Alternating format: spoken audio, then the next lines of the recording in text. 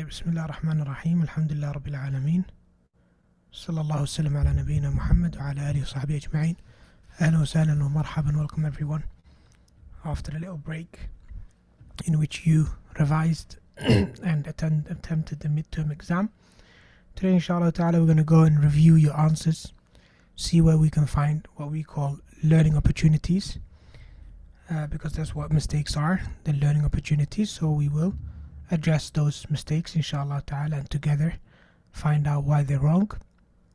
I have returned all of the exams with corrections, specifically if they are spelling mistakes and the likes. Might have missed out on a few here and there, a few maybe spelling mistakes, but for the rest all of you should have access to your work. Basically, if you check your email inshallah you'll find it along with the grade that you've got. Okay, generally speaking, mashallah, the performance of the students was really good. So the average score or the median was 16.5 out of 17. Okay, 16.5 out of 17.5, that was the median. Okay, and the mean or the average is just under 16. So alhamdulillah, that's really good. Okay, and that's because one particular student had a low grade. I think maybe because she misunderstood a few questions, and if we exclude that particular exam, then the average becomes 16.75. So I mean Allahumma barik, all of you well done. And it's not because the exam is easy or particularly easy. I mean the exam, it follows the same format as the exam in the book, and it's actually a little bit more difficult as well. Okay, so barakallahu feekum, that made me very happy. Having said that, of course there are a few mistakes here and there that need addressing, so let's get to that inshallah ta'ala. Bismillah. Type. So the exam was in total 10 questions. The first question, and what we're going to do is, maybe not now, but we are going to need WooClap, because I want to give you the opportunity to correct the mistakes before I do. So let me set up quickly an event that we can call exam review, and you'll find the link in the chat. Alright, so please join us. Meanwhile, we have question number 1. Question number 1 was actually pretty straightforward. You were expected to drag the words to the category that they belong to. So we had a category called fi'l, a category called sifa, a category called makan, and a category called hiwaya. Alright, you had to drag the words to each category. Now, having said that, generally speaking everybody got everything right, apart from 2 categories that people normally mixed up. So when it comes to sifa, adjectives, we had dafi, mubtal and mu'tadil. Nobody got that wrong. With regards to makan, we had qarya, medina and aswaq. Nobody got that one wrong. But there was some misunderstanding when it comes to hiwaya and fi'l. And the confusion stems from the difference between the fi'l and the masdar, what we call the verb and the verbal noun. That's what the confusion is, and I saw that coming. Wallahi, that's why I specifically chose verbs that could also be a hobby. So aqra'u, it's a verb, I read, but there's also a hiwaya or a hobby called al-qira'ah. So you have to know the difference between the verb and the verbal noun or the masdar. So your hobby, your hiwaya, if you want to say hiwayati, then you have to use the masdar. Hiwayati al-qira'ah, hiwayati al-la'ib, hiwayati al-tabakh, hiwayati وهكذا. Okay, al-murasala. So you have to come up with the actual verbal noun. So here we have هوايتي الطبخ, هوايتي القراءة, هوايتي المراسلة. All these are correct. However, these two mistakes that some of you made, ألعب and أطبخ, لا. Those are not هوايات. These are verbs. ألعب. How do you know the difference? Because you got Hamza over here. Maybe it's not big enough. Here we have ألعب. ألعب. If this was a hiwaya, it would be written like this. Al-la'ibu. So, with two lams, ayn ba. Al-la'ib. Okay, so the alif lam for the, and then lam ayn ba for la'ib. La'ibun, which is basically play. إنما الحياة الدنيا لعب ولهو. Allah says that the life in this worldly life is nothing but amusement or play. So al-la'ib. Alright? And this one wouldn't be أطبخ, it would be الطبخ. So alif al-lam and then الطبخ like this. That would be the hiwaya. Then it would be correct. Which we already have here. We have الطبخ. We didn't have al-la'ib. So that's one mistake that was made by some of the students. And when it comes to the fi'l, one of you chose al-murasala as a fi'l, which is not correct. Al-murasala is a noun, which means sending, and it's a verbal noun, masdar. Okay? That was with regards to question 1. Question 2, we had pairing between the singular and its jama'. It's plural. Okay? So what's the plural for mudarris? Okay? Mudarrisun. But some of you chose mudarrisat. La. The mudarrisat is a plural for mudarrisah. Okay, if it was like this, then yes, that would be correct. Mudarrisat would be the wrong choice. And yes, the question had a few distractors, i.e. it had a few words that didn't have a pair. Okay, just to make it a little bit more challenging, you know. Thawb, what's the plural of thawb? Athwab, not thawab. I put thawab there on purpose because it kind of like sounds like athwab. You know, there's some kind of connection between the tha, the waw, and the ba. So thawab means reward. Thawab means reward. Thawb means this what I'm wearing. Yes. So the plural of thawb is athwab. Then we had sahifa. The plural of sahifa is suhuf.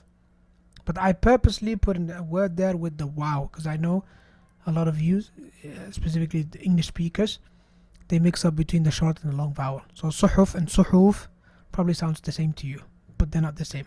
Okay, suhuf, suhufun without the wow. And then we had hadith, or haditha, sorry. Haditha. Haditha means something new. Alright, it doesn't mean hadith as in hadith of Prophet ﷺ. Alright, and the plural of it would be hadithat. Okay, or some other jama' taksir, right? But it would not be ahadith. Ahadith is the plural for hadith. So again, this time Marbuto is there to sort of catch you out, and seems like it worked for a few of them, for a few of you. Okay, طيب. Any questions so far? The question number 3 was related to the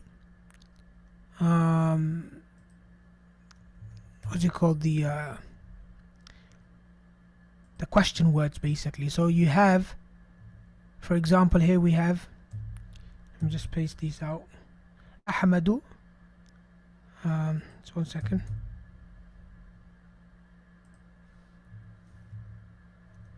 So these are basically the correct answers. I'm going to show you the correct answers, and then I'll show you what the mistakes are that some of you made. Okay?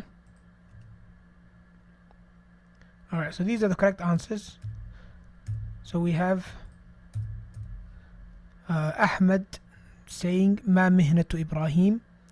Tariq said هو مهندس. So the question was here basically, how can I...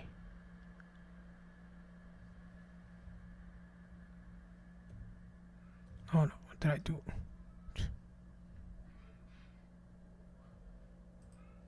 go back there. So I'll just underline it, okay? So this was the question here, ما. Okay? ما مهنة إبراهيم. So how do we know it's ما? We look at the answer basically, okay? And some of you wrote ماذا. So a lot of you wrote ماذا. ماذا مهنة إبراهيم, and that's incorrect. So some of you wrote ماذا, and that would be incorrect. Why is it incorrect?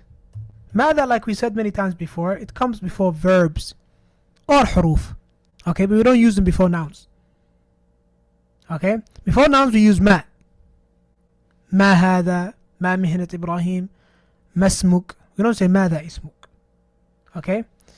ماذا normally comes before verbs, okay? So ما مهنة إبراهيم, not ماذا مهنة إبراهيم. Alright? Okay, that's not how people normally use it, okay? Then we have أين تسكن أسرته. أين. So this was the question here, أين. Alright? And I don't think anyone made a mistake on that. Okay?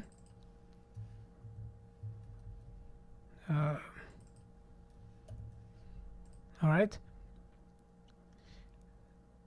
Then we had after that متى يذهب إبراهيم إلى الشركة. متى. Okay, متى. Some of you here wrote كم. كم يذهب إبراهيم. كم يذهب إبراهيم إلى الشركة. And another person wrote كم ساعة يذهب إبراهيم إلى الشركة. لا, that's not correct. This is not correct. Okay? If you want to ask about time, as in when, you say متى. You would say كم ساعة if you're asking about a duration. You know the difference? Okay, so for example, when will you travel? متى تسافر إلى مكة. Okay? That's when you're actually going to travel. The date. Right? If I want to ask the duration of your travel, then I might say كم يوما تسافر إلى مكة. كم أسبوعا تسافر إلى مكة. كم ساعة تسافر إلى الرياض, or so on and so forth. Okay, I wouldn't say كم ساعة if I want to ask what time you want to travel. Instead I would say متى. Okay? If you want to ask specifically at what time, then you would say في أي ساعة. في أي ساعة. You wouldn't say كم ساعة. But كم is for quantity, my dear brothers and sisters. كم is for quantity. كم ساعة, how many hours. Keep that in mind. كم is a word where you are asking for quantity. How many hours. You don't say how many hours are you going to travel to Mecca if you want to ask him when. Alright? If you want to ask what hour are you going to travel, then you would say في أي ساعة يذهب إبراهيم إلى الشركة. Okay? If you wrote that, then I could have considered your answer to be correct. Those were the only mistakes really. Okay, I didn't see any other mistakes apart from maybe of spelling mistakes. لماذا ترك إبراهيم المدينة الكبيرة. You see لماذا, ماذا before ترك as a verb, and لي as in why. هل الأسرة سعيدة الآن. نعم. وهكذا. So those were some of the mistakes.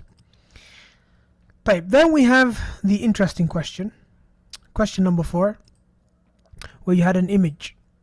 Now let me see if I can add the image that you know what we're talking about. Alright, let's quickly drag and drop the image if I can find it. So this was the image basically. Alright, and these were some of the answers. Alright. هذا طفل يقرأ كتابا قصيرا.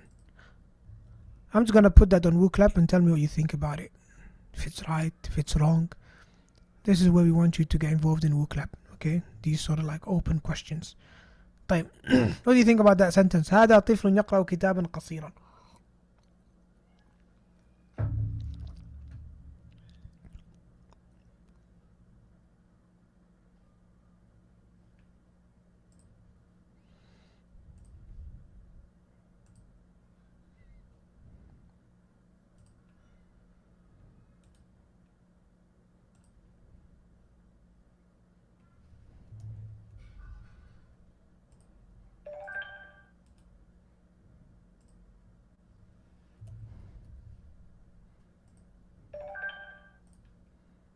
Okay, let's see what some of your answers are.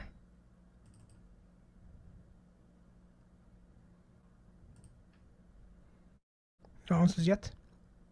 Huh. Doesn't work? Someone said child should be definite. No, not necessarily. You can say this child يقرأ كتابا قصيرا. You can also say this is a child who is reading a كتابا قصيرا. Okay, this is correct. Grammatically it's correct, but just linguistically speaking, we don't describe books as being قصير. Alright, books we describe them as being صغير. Okay? We can describe a قصة or a story as being قصيرة. يقرأ or هذا الطفل or هذا طفل يقرأ قصة قصيرة. Okay. But كتاب قصير would be understood as a short book, as in long, short. You know, it wouldn't be understood as a long book, or it wouldn't be understood as a book that is has many pages, basically. Alright? طيب. So there's nothing wrong there grammatically. So that was just to warm you up. Okay? How about this one? This one should be pretty straightforward. What corrections have you got to make here? Don't worry, we'll get more challenging soon.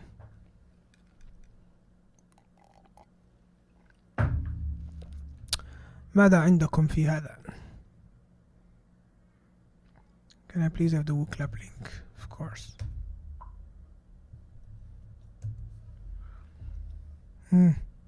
ايش عندكم يا مشايخ؟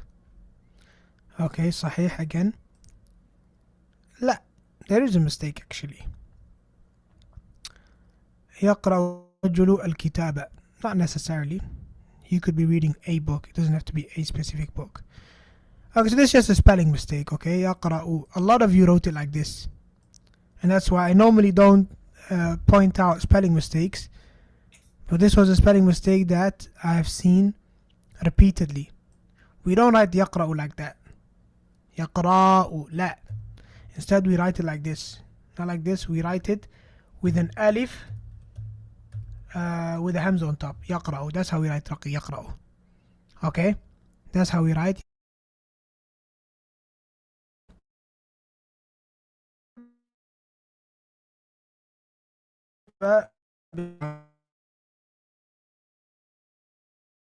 With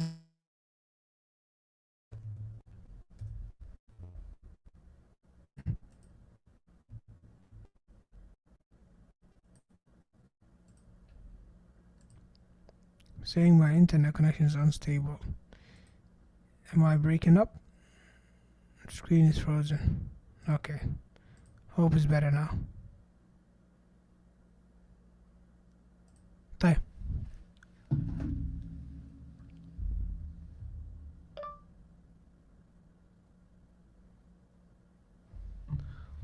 أحب القراءة الكتب باللغة العربية.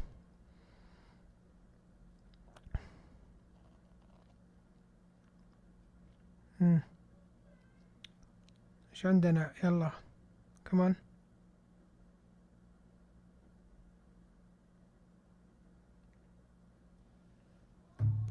Come on. ما عندكم شيء. Who's here? WooClap is empty. الكتاب ليس منصوب. Why? How do you know? Are you saying it shouldn't be منصوب? Okay, alright. صح.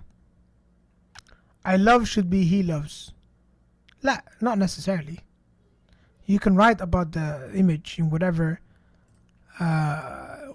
person you like. First person, second, it's up to you, no problem. قراءة الكتب. You're close, but there's a misspelling there. So basically, the issue is, my dear brothers and sisters, is with the alif lam. Okay? مضاف should not have al. أحسنت. قراءة الكتب, the reading of books, or reading books, this مضاف إليه, it shouldn't have an alif lam. Because with the alif lam, this now turns into what? Sifa and mawsuf.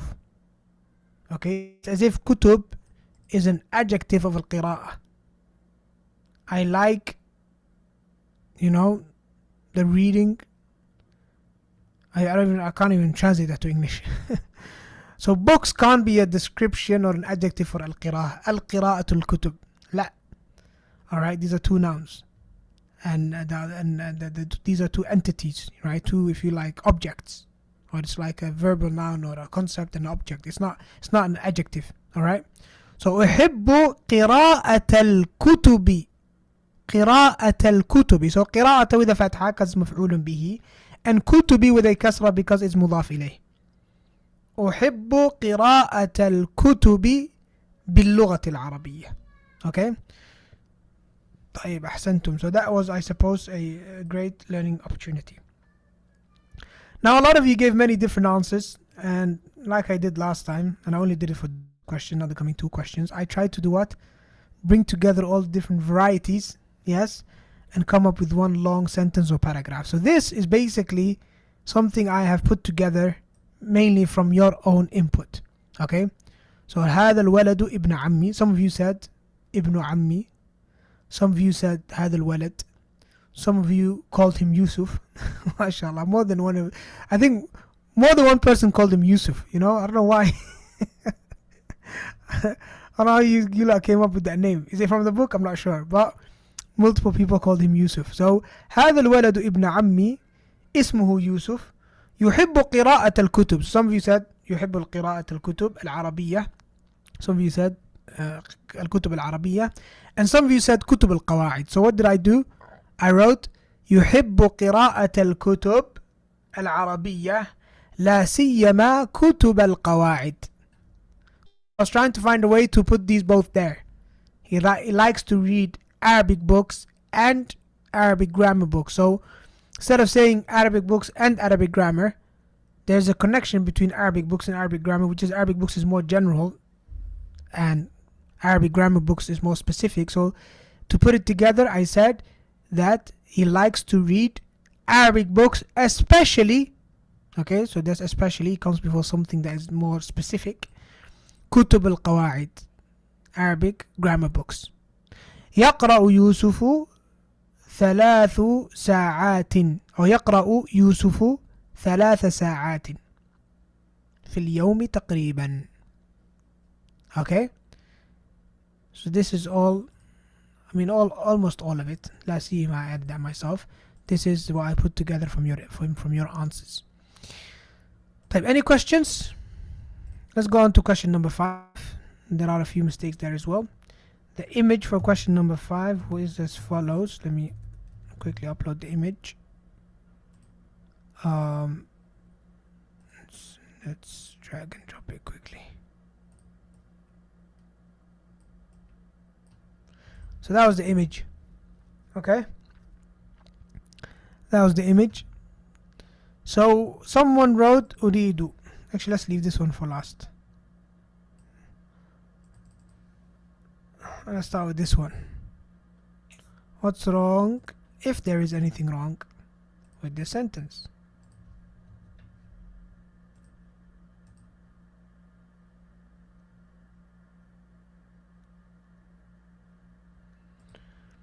يعمل آدم في الدكان الثوب.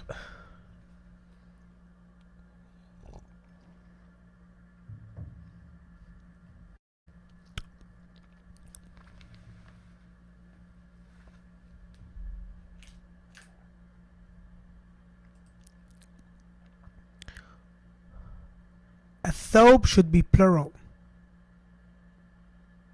يعني في الدكان الأثواب. It's supposed to be قسم of thobes. Not necessarily. You can have a shop that sells many different things that might have قسم القمصان or قسم الأثواب, specific department for thobes. But you also have shops that only sell thobes. So دكان الثوب is fine. Alright?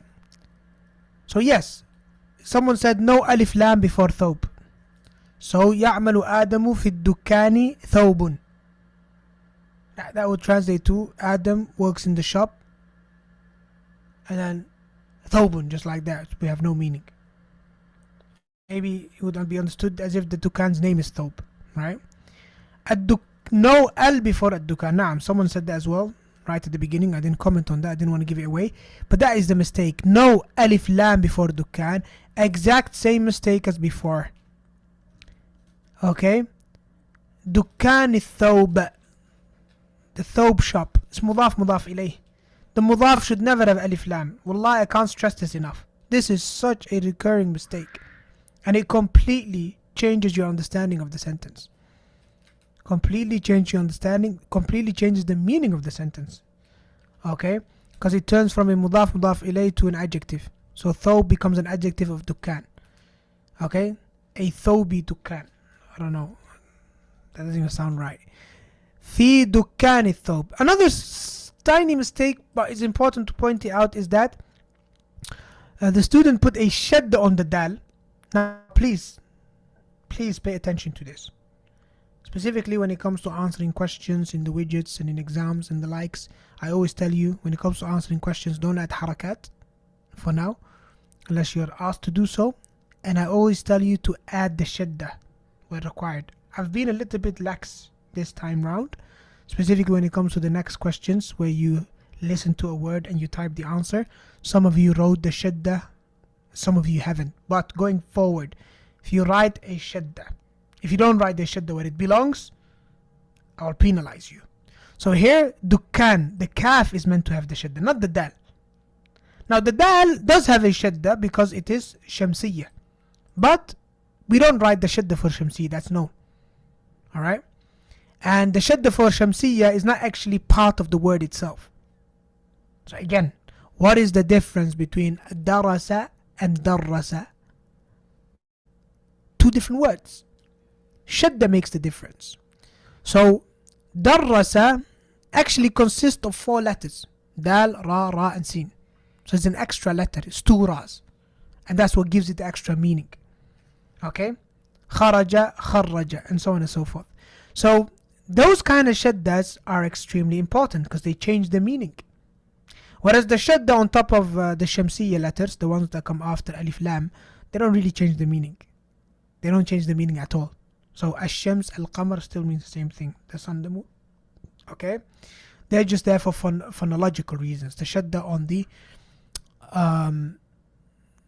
shamsiyya letters, they're there for phonological reasons. Just to show you that you shouldn't pronounce the lam. Okay? But the shaddas that are part of the word itself, in the middle of the word or the end of the word, if you don't write them, you'll be penalized. Okay, so dukkan should have a shadda over here. Alright? Instead of it being on the dal. طيب. A very important point, please. Because, why am I making a big deal out of this? Because if I don't make a big deal out of this, then you would never know the difference when you read a book. Alright? You might see, for example, look, I'm gonna ask you a question. I want you to type it out. Type it out in English, this word. How would you write this word in English? And what does it mean? Or just write the meaning of it if you like.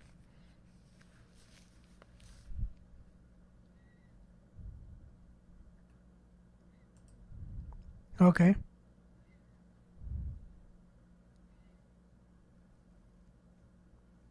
School, madrasa, alright.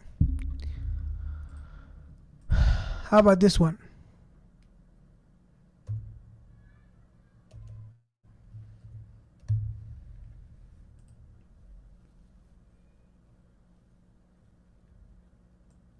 What does it mean? Don't type it out, just tell me the meaning in English. Teacher.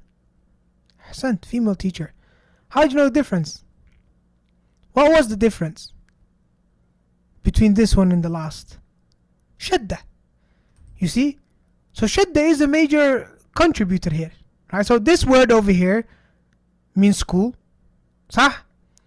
And this word over here means female teacher.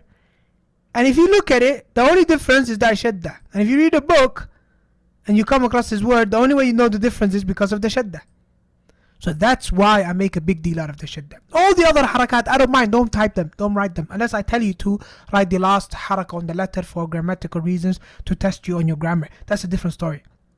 But the shadda, no forgiveness. Alright, you don't add the shadda, the word is wrong. Alright, so keep that in mind. Remember, memorize, practice where those shaddas belong. Alright, this is really, really important. Type. Now a lot of people overlook it, but you know it's gonna cause big issues later on. If you don't pay attention to this now, while you can, later on it's gonna cause you major problems. Now we have another word here, another answer, slightly more challenging. Who can write? Who can either tell me the mistakes over here or write the correct version of this sentence if you like? There are quite a few mistakes here.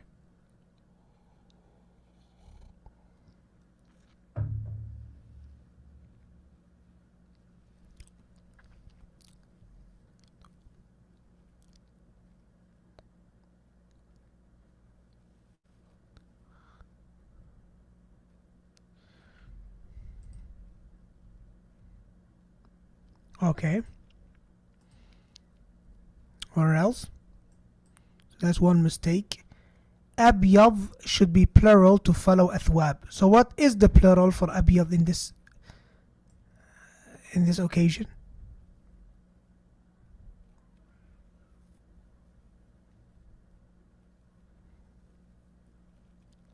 You're saying to me abyad should be plural to follow athwab. So what should it be? Min fadlik, okay, that's a good one. Min fadlik, dal, that should be dad. Okay, so that's a phonological mistake. Maybe, you know, you need to practice a bit more on the sound recognition practice exercises and the likes. So dal and dad, we got that, no problem. No shadda on the tha for athwab. Sah. No shadda here. Athwab, la, athwab. There's no shadda here on the wow. As a matter of fact, there's no shadda in this whole word. Alright? So again, adding shaddas where they don't belong is also a problem. Someone said no ya in please. Min fadlika. Yes, another one as well. Min fadlika, not fadlika. There should be no ya over here. Again, mixing up between the short and long vowels. Okay, min fadlika. Alright, ahsant. أريد خمسة أثواب بيضاء. أحسنت. Whoever wrote this answer, well done. Someone I remember earlier said that أبيض should be plural to follow athwab. Well, that's kind of incorrect. And we haven't done this yet before, but thob is an inanimate object. Athwab is plural for an inanimate object. And we refer to inanimate objects when they're plural with the third person female. That's the agreement we have for it. Okay, so we say athwabin bayda. So abyad is masculine, bayda feminine. So for example, kitabun abyad, sayyaratun bayda. Okay, so it's athwabin bayda. Why? Because athwab is plural, inanimate objects. We use third person female to refer to it as in singular female, bayda. If you haven't done this yet, but for those of you that have done this before, then you should be familiar with that. Athwab, the waw has a shadda which is incorrect. We already mentioned that. Abya should be bayda. Fadlika should be dad. Okay. No shadda on waw and athwab. Okay, fine. There's one other mistake that nobody, a major mistake that nobody figured out.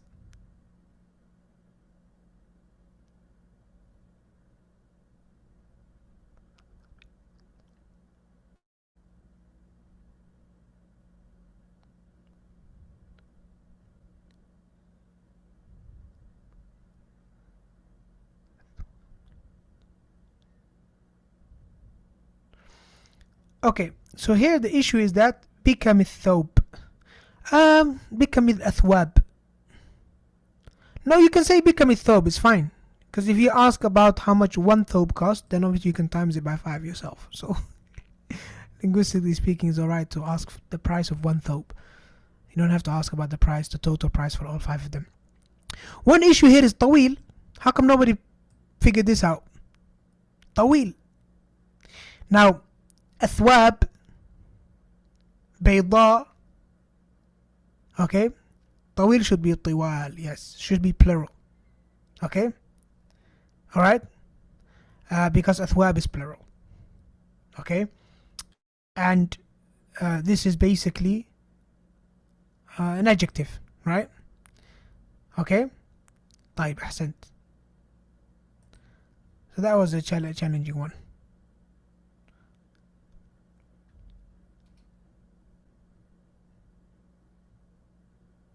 Okay, so طوال, which is plural for طويل and طويلة.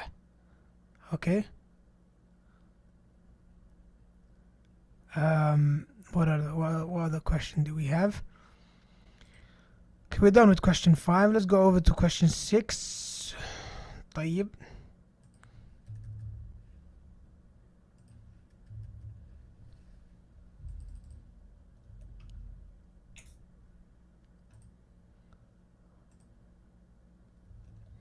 Alright, what have we got here? يزور. Alright, so جده المريض. I'll save you here. I'll save you headache here. حده here means جده. So student put a ha instead of a jim. But beyond that, what other mistake can you see there?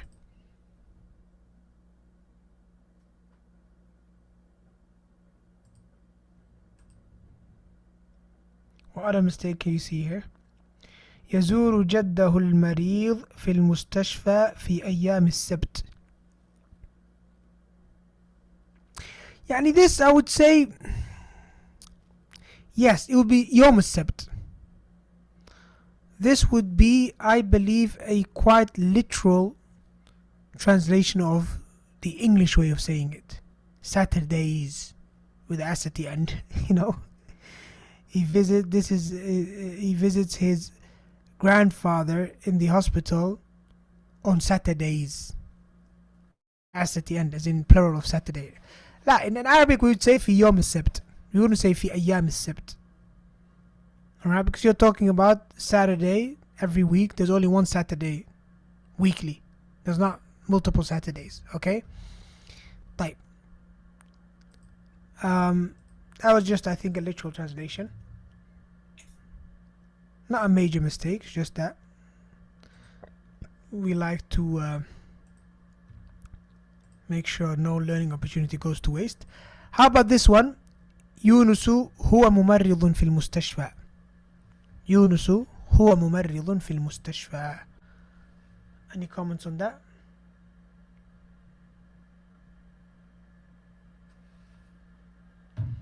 Okay, no comments. No problem. It's fine. If you have no comment, write no comment, no problem, so I don't need to wait. Yes, هو is redundant. أحسنت. هو is redundant here. يونس هو ممرض. ما نحتاج. Instead you say يونس ممرض في المستشفى. There's no need to write هو. Okay? Again, I think that is something that, I don't know. I don't think we speak English like that, do we? We don't say Yunus, he is a nurse at the hospital. Yunus is a nurse at the hospital, so I don't think who is redundant anyway. طيب أحسنت. Next one is no, we already covered this one. يعمل آدم في الدكان الثوب. We already covered that one. Question 7. I don't think I need to get your input on this. It's pretty straightforward. We had دافئ. So the guy said دافئ, and some of you wrote دافع with a عين. One person wrote دافع. Again, sound recognition, really important. دافئ, دافع. Look at the difference. دافئ, دافع. Okay, so this is دافع. It's not right. He said دافئ, which means warm. And some person wrote دفاع or whatever. Again, mixing up. This happens a lot actually, you know. Kind of like exchanging the med, putting the med in the wrong syllable. It happens a lot. Okay, so this is not dafi, this is difa. Okay, or dafa. Okay, because this alif belongs after the dal. It belongs here after the dal, not after the fa. So again, something to pay attention to. Question 8 and 9, the only mistakes there were basically the shadda. Again, like I said, I forgive you for that, but I will next time. Question 10. كتب The question said كتب علمية. كتب علمية. Some of you wrote كتب العلمية. They heard an alif lam from somewhere. لا. So this was a listening exercise. It's really about paying attention to what's being said. كتب العلمي. لا علمية. He clearly said yah at the end. And كتب علمي, same thing as well. That was incorrect. Okay. That's about it. For the rest, mashallah, this exam review session is no way as in-depth or as thorough as the one we had last time. I remember when we had a midterm exam, which is good news. It means that mashallah, you're doing really good, you're progressing, you're really improving, mashallah, which means that we have less mistakes. I generally speaking, I don't leave any mistakes behind unless it's repetitive mistakes. I bring them all over because they're all learning opportunities. So these are basically the mistakes that you've made collectively, all 13 of you. So I still find that very good. Allahumma barik. So keep up the good work, inshallah ta'ala. And I would like to know if you have any feedback that you would like to share, what you feel like helped you with the exams, maybe how you found the quizzes, exercises, the flashcards on Quizlet. So what's your feedback? It could be on today's session, or it could be on the exam material. Just make sure you give feedback. When you give feedback, you tell me what it's about. So is it about the revision material? Is it about today's session? Or anything else? Please share your feedback and comments and suggestions. Allah Ta'ala.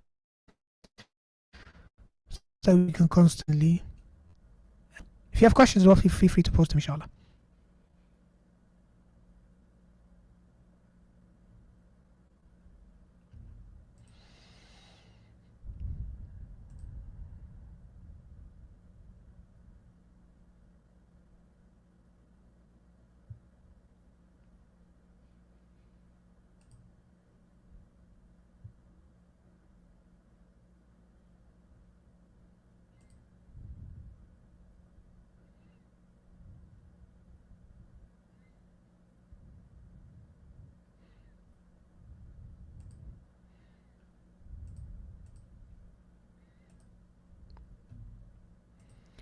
The expectation I had for the exam made me think it would have been harder. Yeah, I think I've been a bit easy on you. But don't worry, inshallah. We still have a final exam coming up, so keep on going, inshallah. At the end of the day, sometimes, look, what you need to know is the purpose of exams is multiple-fold, right? Obviously, one of the purposes of exams is to assess the student and their levels and see how good they're doing and the likes. But one major purpose, objective of examinations in any school is to get the student to revise. Okay, so anytime you feel like the exam is going to be really difficult, that's a good thing. That's what pushes you to revise and do your best. And that's the dangers of making exams too easy. It's sometimes appealing to the teacher and to the student and to the institute or the university or the school to make the exams really easy. Okay, so that students don't complain, or the students, they have this sense of confidence, or for whatever reasons it may be. But making exams too easy has its drawbacks. The biggest drawback is that if the students get used to it, then khalas, it won't push them as hard to revise and work hard, and it won't give them that impetus, to put as much time and effort into revising. And I personally believe that's one of the major benefits of exams. That's why I like to make the exams a little bit more challenging for the most part. I haven't done this time, but I'm telling you now, I'm warning you, beware of the final exam. Right. I found the Quizlet revision set invaluable, and also the quizzes. Really like the Quizlets. This helped a lot in understanding why words were how they were. Also when we made the errors, and we can try again. We see where we have gone wrong, alhamdulillah. So you mean the quizzes or the Quizlets? I know the names are very similar.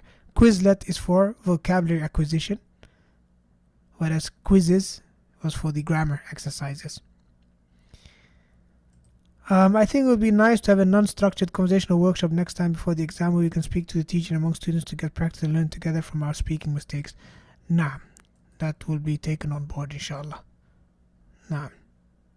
I mean, we would have had normally the workshops and stuff. It's just that the Dawra came in and stuff, and things got a bit tight. But inshallah ta'ala, that will be the case, inshallah, for the next exam. We had it last time, I remember. So inshallah, we'll have it next time too. I was expecting the exam to have more questions. Naam. Yeah, I mean, it was, just one less question from last time when we had midterm exam in level 1. I'm not sure if you studied with us in level 1, but it was just missing one question, which was a question where I asked the students to correct mistakes in a passage, which they made a lot of mistakes on. So I was feeling a bit merciful this time round. But keep it coming, inshallah. Okay, yeah, one of you wants to do quizzes. No, it's alright. Alhamdulillah, we've done the exam. Everyone, I'm sure, just wants to have a little break. Alright, so today's Tuesday, so inshallah ta'ala, Wednesday, Thursday, Friday, have some fun, have a break. Don't revise anything, don't think about Arabic. And inshallah ta'ala, our first session for unit 13 is going to be on Saturday, inshallah. Saturday we also do a kick-off event, generally speaking, for study period 2, for all the other courses as well, the tafsir course and a few other courses that I'll announce. So Saturday's lesson is going to be just a 1 hour explanation and no workshop on Saturday. Alright, but we'll have a workshop on Tuesday, inshallah, and we're going to have those open workshops as well throughout the week.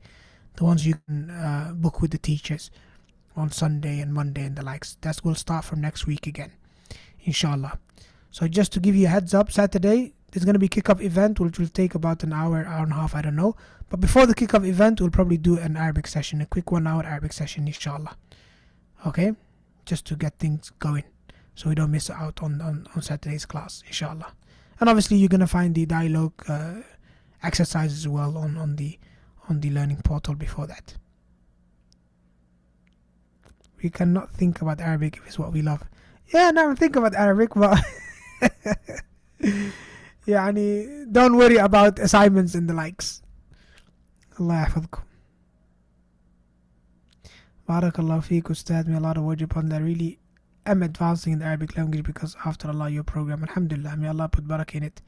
Let's start Aqidah too. Yes, we have Aqidah lessons going on, so feel free to join it, inshallah, every Wednesday. Bidnillah al-Kareem. When will book 1 be available in the website? Book 1, if you mean level 1 again, it will be available, inshallah, study period 3, which is going to be beginning of December, inshallah.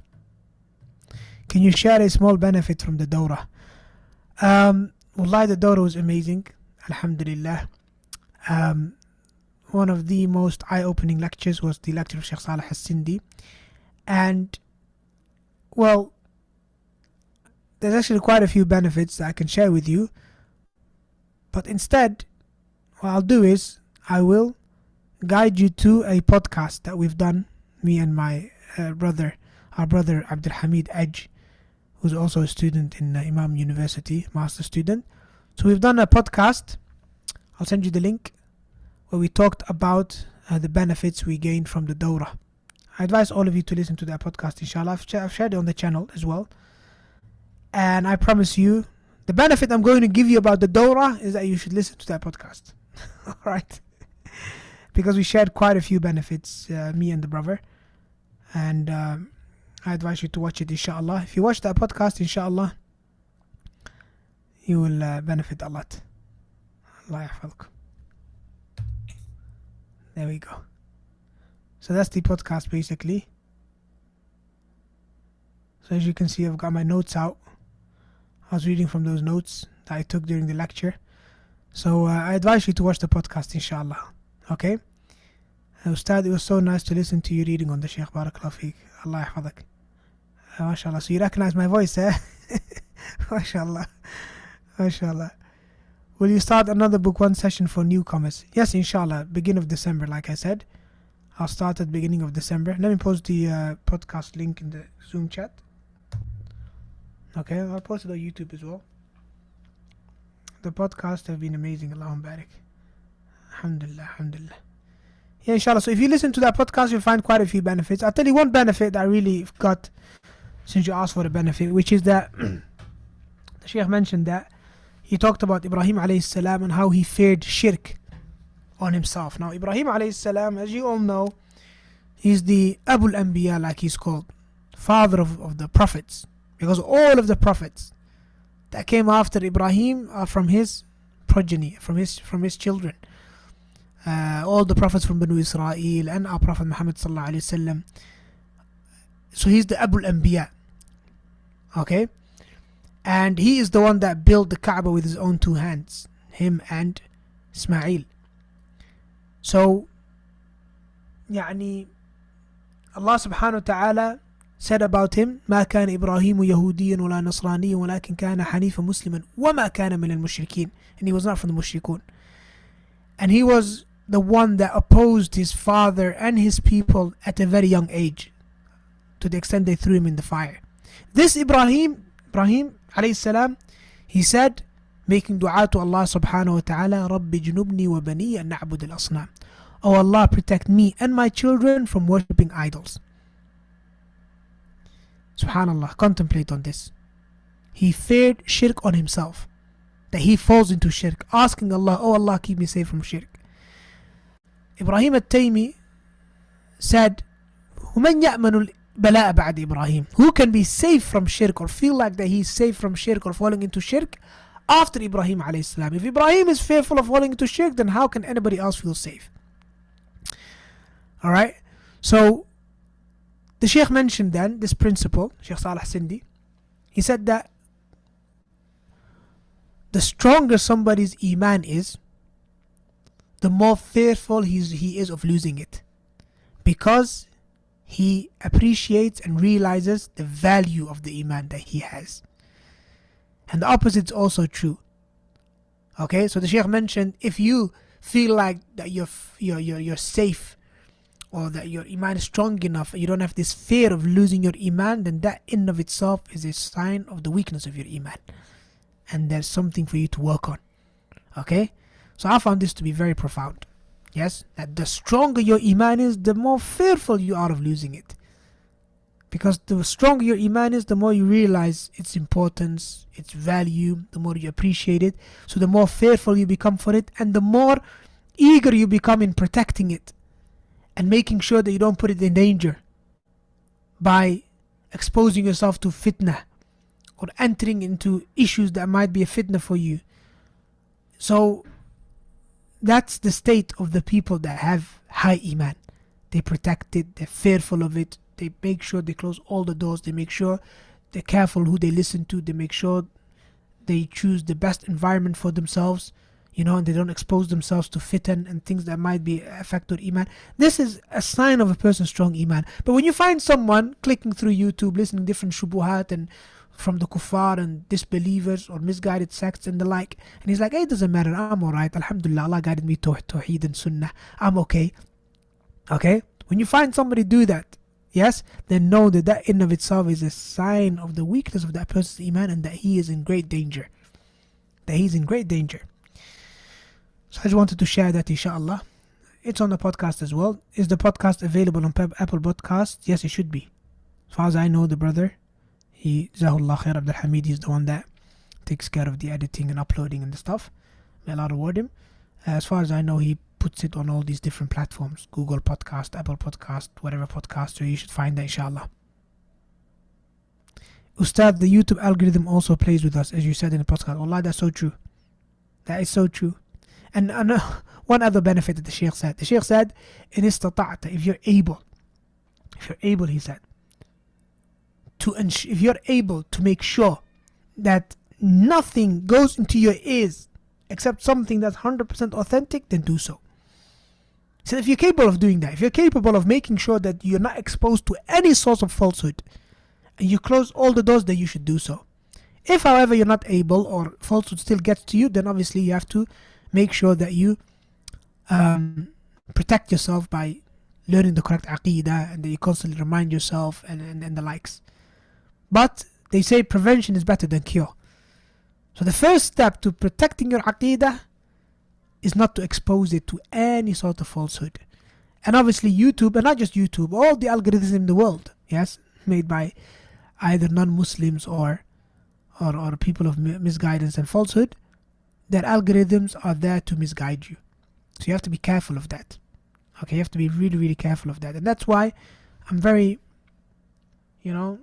cautious of sending my audience that I have to YouTube, right? Or try and, focus just on that platform. So YouTube, it is what it is. The algorithm, Allah musta'an, I don't know what it's on, right? But sometimes, today, don't ask me why, but it was promoting some Sufi clips. I was on YouTube yesterday and showing me these Somalis that went to visit some big Sufi sheikh. I don't know how YouTube thought that I would be interested in that. Obviously, I went to it, right-clicked, and I said, not interested in this. Don't show me this. But the point I'm trying to make is that it's a struggle, Allah understand.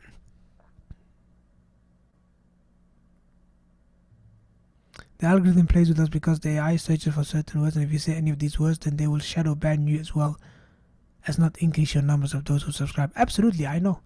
I don't expect YouTube to help us out when it comes to getting more audience, but that's where you come in. And I think we talked about the last podcast. That's where you come in.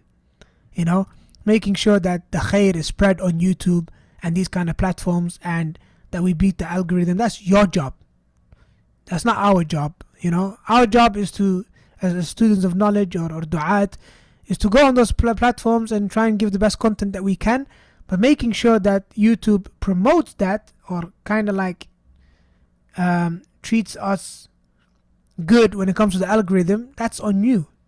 It depends on the likes, it depends on the comments, it depends on the engagement of people, so the amount of people that subscribe. So this is on you. Barakallah feekum.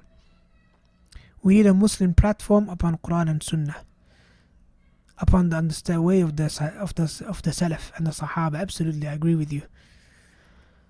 But then again, that's the thing, isn't it? That platform's gonna need a lot of money, and we are always gonna be, small in number. Ghuraba, strangers, like Prophet mentioned. Islam started something strange, it will finish something strange. So we'll do what we can, inshallah ta'ala. Barakallah feekum. Inshallah, we'll suffice with that. هذا والله أعلم. صلى الله وسلم على نبينا Muhammad. It's really good seeing all of you again, and I look forward to continuing, inshallah, on Saturday. Allah yahfadhkum. وجزاكم الله خيرا. Please, if you do get the feedback email, please make sure you reply to it. And look forward to seeing you on Saturday, inshallah. No, there's no workshop today. I'm sure I've pointed that out, haven't I? There's no workshop today. This was just an extra session anyway. It wasn't actually part of the thingy. Normally it's, we got 4 sessions. So we got 4 weeks, 2 sessions each week. And then we have a 5th week for revision, which we've done already. We've done 2 revision sessions. And then we have the exam. So the exam review sessions are normally just extra sessions I like to do, just to give the students opportunity to reflect on their mistakes and the like, instead of just replying to every student inside their own assignments. All these mistakes, these learning opportunities, like we say, I could have just replied to each student separately so that they learn from their mistakes. But instead, I decided to just copy over the mistakes and just correct them together, comment on them together, live in class, so that everyone can benefit from those mistakes and everybody can make the most of those learning opportunities. طيب حياكم الله.